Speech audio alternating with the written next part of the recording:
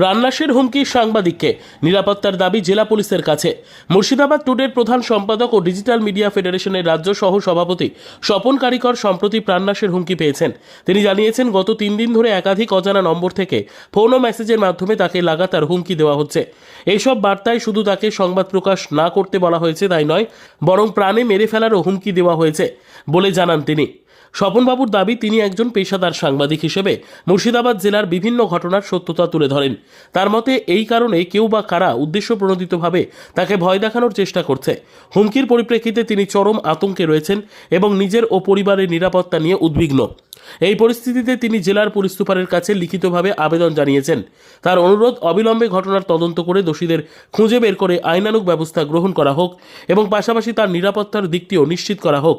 জেলা police super Suryapratap Yadav বলেন, বিষয়টি আমি অত্যন্ত গুরুত্ব সহকারে দেখছি। পাশাপাশি স্বনামধন্য আইনজীবী মোহাম্মদ উবাইদুল্লাহ স্বপন কারিকরের নিরাপত্তার দাবি জানিয়েছেন। এই ঘটনায় সাংবাদিক মহলে চাঞ্চল্য ছড়িয়েছে। অনেকেই দাবি করছেন, সংবাদ পরিবেশনের ক্ষেত্রে নিরাপত্তা সুনিশ্চিত করাটা সময়ের দাবি। প্রশাসন কতটা দ্রুত পদক্ষেপ নেয় এখন সেটাই দেখার। Bureau report, Tarapith TV. Media সাংবাদিক স্বপন কারিকরকে কর্মগত 3 দিন ধরে হুমকি দেওয়া হচ্ছে। শামশেরগঞ্জের খবর পাওয়ার কেন্দ্রে প্রাণনাশের হুমকি দেওয়া হচ্ছে। আজকে উনি এসপি অফিসে এসেছিলেন, অভিযোগপত্র জমা দিলেন। এই বিষয়ে আপনি কী বলবেন?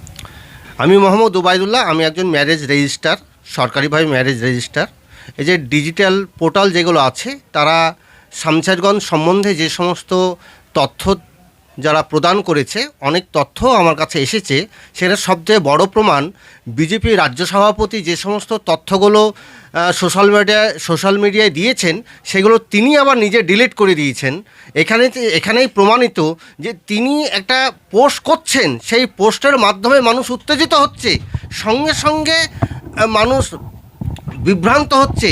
এবার সেই পোস্টটা যখন ডিলিট করছে, তখন তো মানুষ এই রাগান্বিত যে মনোভাব, সে তো ঠান্ডাতে অনেক সময় লাগছে। এইভাবে দ্বন্দ্ব কিন্তু বাড়ছেই। এবং ছোটোখাটো যে সমস্ত ডিজিটাল মিডিয়া আছে, অনেক সত্য ঘটনা তারা প্রদান করেছে। এবং এই যে আপনার স্বপন কারিকর যে একজন ব্যক্তি আছেন, তিনার একটা ছোট্ট একটা নিউজ পোর্টাল আছে, সেখানেও তার ভিডিও বিভিন্নভাবে আমি দেখেছি। এই ভিডিওগুলো অনেক সত্যতা রয়েছে।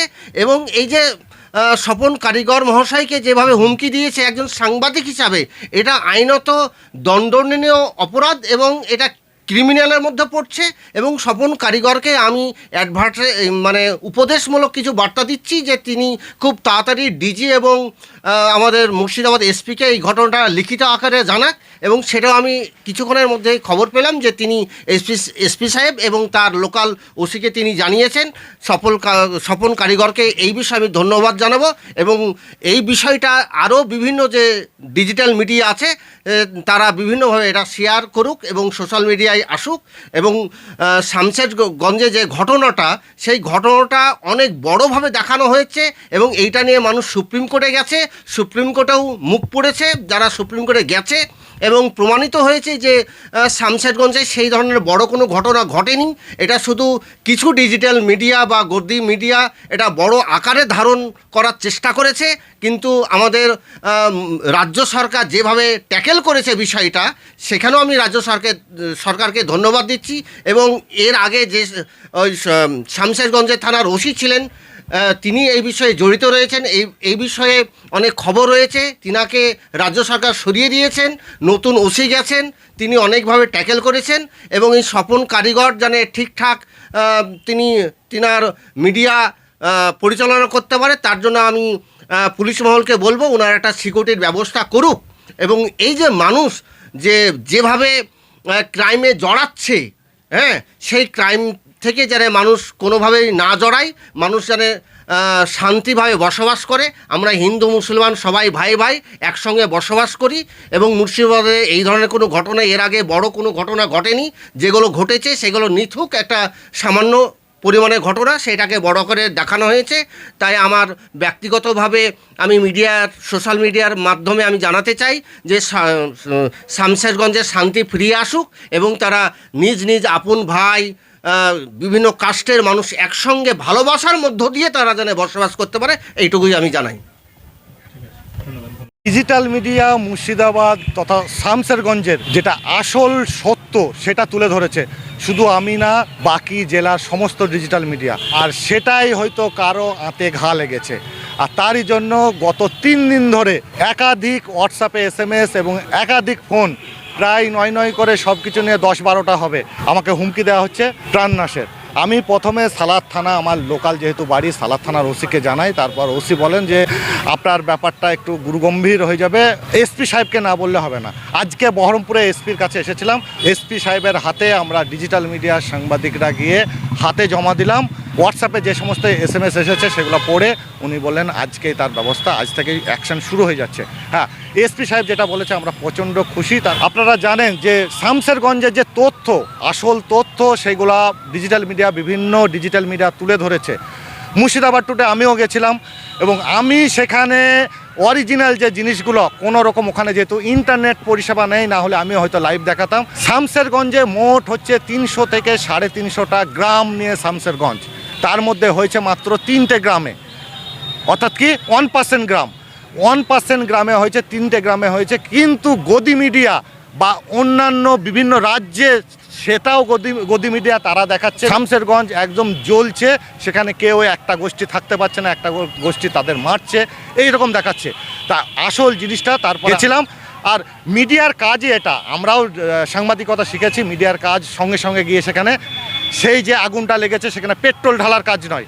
যখন এই রকম দাঙ্গার মতো অবস্থার সৃষ্টি হয়, অবস্থার দেখে সেই রকম করে সেখানে ব্যবস্থা নিতে হয়, অর্থাৎ প্রশাসনকে সহযোগিতা করতে হয়। সেটা না করে গদি মিডিয়া দেখছি পরপর বিভিন্ন রকম পশ্চিমবঙ্গ নিয়ে, মুর্শিদাবাদ নিয়ে এবং শামসেরগঞ্জ নিয়ে বিভিন্ন ভুল তথ্য দিচ্ছিল। আর সেটাই আমরা তুলে ধরেছি। জানেন আমাদের সংগঠন ডিজিটাল মিডিয়া ফেডারেশন, তার সভাপতি হচ্ছে দীপক ব্যাপারী, আপনারা সবাই জানেন। আর আমি স্বপন কারিকর, আমি হচ্ছে মুর্শিদাবাদের দায়িত্ব এবং ডিজিটাল মিডিয়া ফেডারেশনের ভাইস প্রেসিডেন্ট আমি। যেহেতু জেলা আমার দায়িত্ব, তাই ডিজিটাল মিডিয়া যে সমস্ত সাংবাদিক তাদেরও পরিচালনা করেছি আমি। তো যারা আমাকে হুমকি দিয়েছে প্রাণনাশের, তাদের মূল উদ্দেশ্য হচ্ছে স্বপন কারিকরের ঠ্যাংটা আগে ভেঙে দিই, তাহলে অন্যান্য ডিজিটাল মিডিয়ারা বসে যাবে, অর্থাৎ তারা আর ফোঁস করবে না। কিন্তু না বন্ধু, তোমরা স্বপন কারিকরকে চেনো না। আজকে 25 বছর সাংবাদিকতা হয়ে গেল, 22 বছর কলকাতায় সাংবাদিকতা করে এসেছি, আর তারপরে এখানে সাংবাদিকতা শুরু করেছি। এত তাড়াতাড়ি দমে যাওয়ার পাত্র স্বপন কারিকর না। এসপি সাহেবকে বললাম, এসপি সাহেব ব্যবস্থা নিশ্চয়ই নেবে। আর যারা এই খবর দেখছেন, এর আগে আমাদের ডিজিটাল মিডিয়ার খবরগুলো ভালো করে দেখবেন, সেখানে কি বলেছে।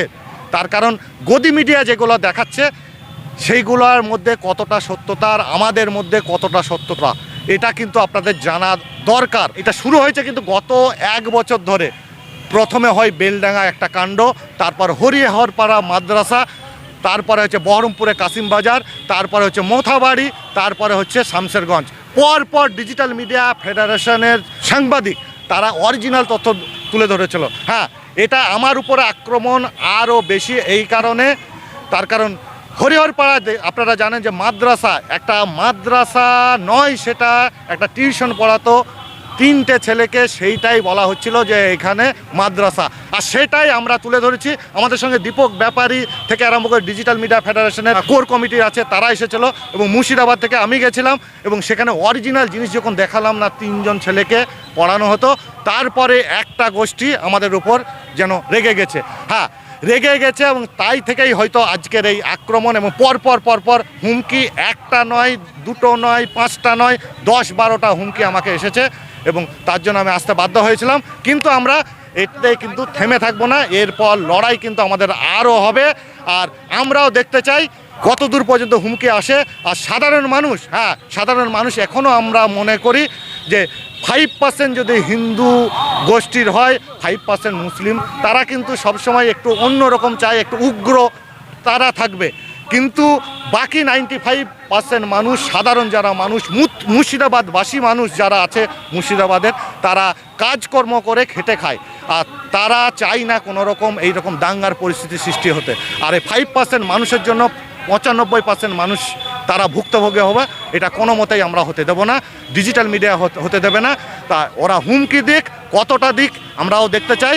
আর এসপি সাহেব কি ব্যবস্থা নেয় সেটাও আমাদের নজর থাকবে।